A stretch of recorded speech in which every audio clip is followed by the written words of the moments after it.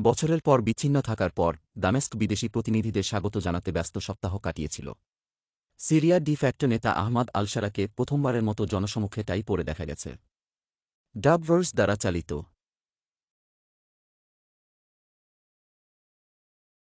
যৌথ সংবাদ সম্মেলনে সারা তার প্রধান অগ্রাধিকার স্পষ্ট করে দিয়েছেন। সব ধরনের অর্থনৈতিক নিষেধাজ্ঞা তুলে নেওয়া উচিত। ডাবভার্সের দ্বারা চালিত এখন এসব নিষেধাজ্ঞা প্রত্যাহারের জন্য উপযুক্ত সময়।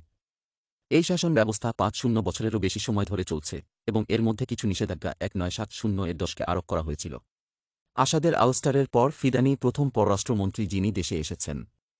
তিনি পুনর্গঠন এবং সিরিয়ার রাজনৈতিক রূপান্তরে সাহায্যের প্রতিশ্রুতি দিয়েছেন, কিন্তু এটাও পরিষ্কার করে দিয়েছেন যে তুরস্কের নিজস্ব অগ্রাধিকার রয়েছে, সিরিয়ার ভবিষ্যতে কুর্দি যোদ্ধাদের জন্য কোনো জায়গা নেই। আমি আবারও জোর দিয়ে বলতে চাই যে সেখানে পিকেকে বা ওয়াইপিজির কোনো জায়গা নেই। সিরিয়া এই সন্ত্রাসী সংগঠনটি সিরিয়ার জনগণের ভূমি দখল করছে এবং তাদের প্রাকৃতিক সম্পদ চুরি করছে।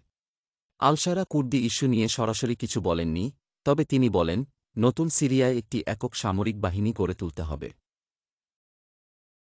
মুক্তিসংগ্রাম শুরুর আগে বিভিন্ন পক্ষের সঙ্গে আমাদের বোঝাপড়া ছিল যে মুক্তি সম্পন্ন হলে একটি প্রতিরক্ষা মন্ত্রণালয়ের অধীনে একটি একক কমান্ড থাকবে। এ ব্যাপারে সব গোষ্ঠী একমত হয়েছে। ফিদান সিরিয়ায় ইসরায়েলের সামরিক অগ্রগতিকে দেশের আঞ্চলিক অখণ্ডতার জন্য একটি গুরুতর হুমকি বলেও অভিহিত করেন। ইসরায়েলকে সিরিয়ার আঞ্চলিক অখণ্ডতার প্রতি সম্মান দেখাতে হবে এবং সব যুদ্ধবিগ্রহী আগ্রাসন বন্ধ করতে হবে। সিরিয়ার সার্বভৌমত্বের বিরুদ্ধে ইসরায়েলের লঙ্ঘনকে আন্তর্জাতিক সম্প্রদায়ের স্বীকৃতি দেওয়া উচিত এবং তাদেরও এর বিরুদ্ধে দাঁড়াতে হবে।